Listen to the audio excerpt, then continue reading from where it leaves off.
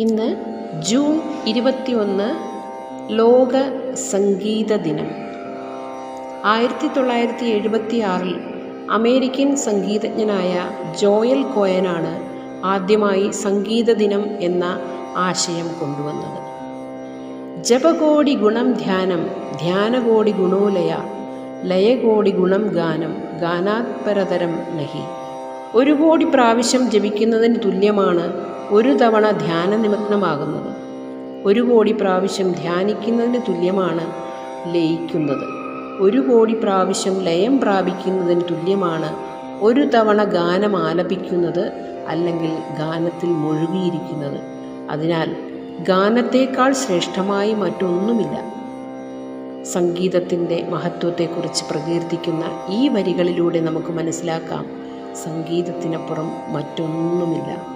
ദേശ, ഭാഷ, ജാതി, വർണ്ണ, മതലിംഗഭേദമന്യേ സംഗീതം ഏവരുടെയും മനസ്സിൽ ആനന്ദമുണ്ടാക്കുന്നു.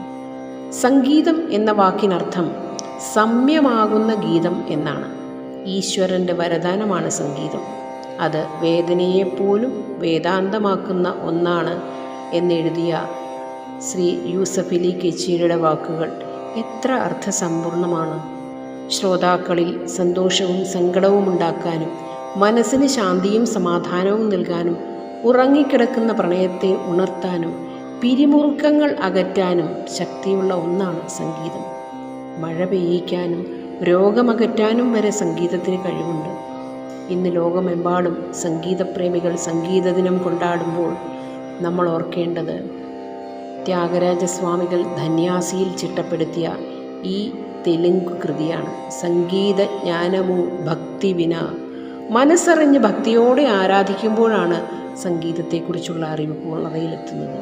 ഭക്തിയും സംഗീതവും ഒന്നിച്ചു ചേരുന്ന അനുഭൂതി അത് നമ്മെ വേറൊരു ലോകത്തെത്തിക്കും. അവാച്യമായ ഒരു സംഗീത ലോകത്ത്. സംഗീതം നൽകുന്ന ആനന്ദം മറ്റൊന്നിനും നൽകാനാവില്ല. ഒരു പുസ്തകം വായിക്കുമ്പോഴോ സിനിമ കാണുമ്പോഴോ ഉണ്ടാകുന്ന സുഖമല്ല സംഗീതത്തിലൂടെ നമുക്ക് കിട്ടുന്നത്. പറഞ്ഞറിയിക്കാനാവാത്ത ഈ സുഖം ആസ്വാദകർക്കും ആലപിക്കുന്നവർക്കും അനുഭവിക്കാനാവും. ഈ ദിനത്തിൽ സംഗീതമാകുന്ന സാഗരത്തിൽ നീന്തിത്തുടിച്ച് ഉയരങ്ങൾ താണ്ടിയ മഹാപ്രതിഭകളെ നമുക്കോർക്കാം. അവർക്ക് പ്രണാമം.